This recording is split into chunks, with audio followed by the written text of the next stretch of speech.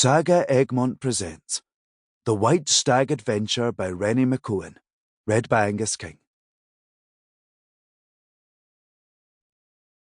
Chapter 1. The Castle in the Lochan.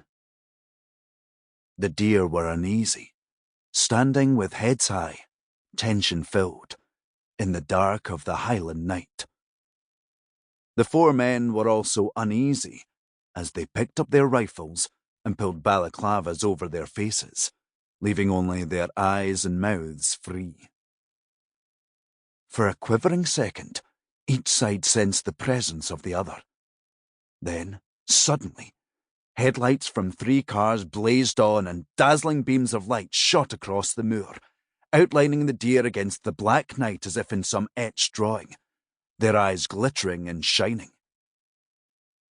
They did not move because the sudden blaze of light rocked their senses. By the time they had recovered, it was too late. Rifles spat fire from the direction of the cars.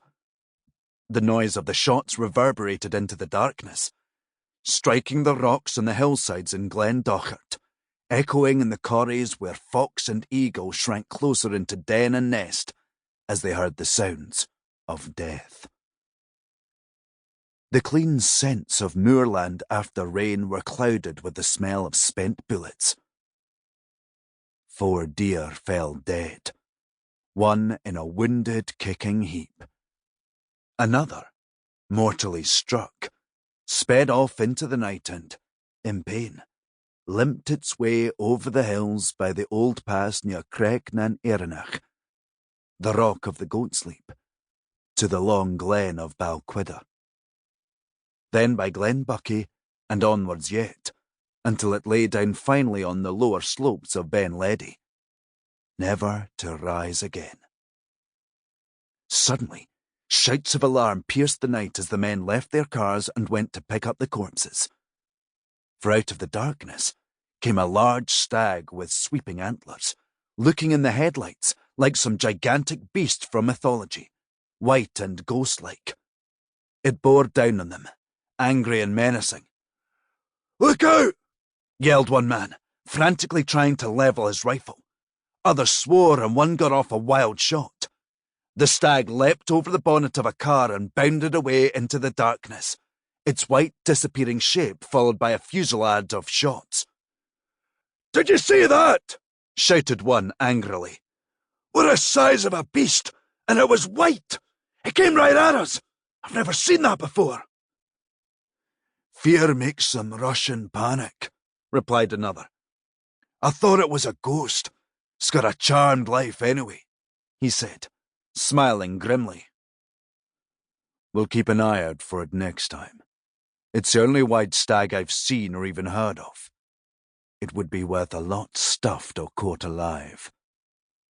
They began to load the corpses, still muttering about the white stag. "Oh, get a move on," said the leader. "Those shots will have been heard. We'll split up. 2 cars go home by the Loch Lomond Road and the other by Callander. Come on, we haven't got much time." Rifles and helmets were stowed in the various car boots along with the corpses, and the cars were driven off. The moor returned to quiet, and the fox and eagle returned to sleep or to hunting for their own prey. On a far-off knoll, the white stag stood silently, head held high. Then it too set off in the direction of Ben Ledi, a journey that was eventually to save its life. Gavin was happy and excited. He was back in Scotland again to join his friends Clare, Michael and Mont Stewart, the clan, as they called themselves, for a lengthy summer holiday. The last time he had come up from London, he had been allowed to join forces with them in a group they called their Clan Alliance, because his mother's name had been McCrae. Together, they had prevented a gang of thieves from stealing his uncle's precious antique silver. It was the best holiday of his life. The clan had taught him how to live out of doors, how to move quietly and secretly in the wild, leaving no traces behind. He could Sample complete. Ready to continue?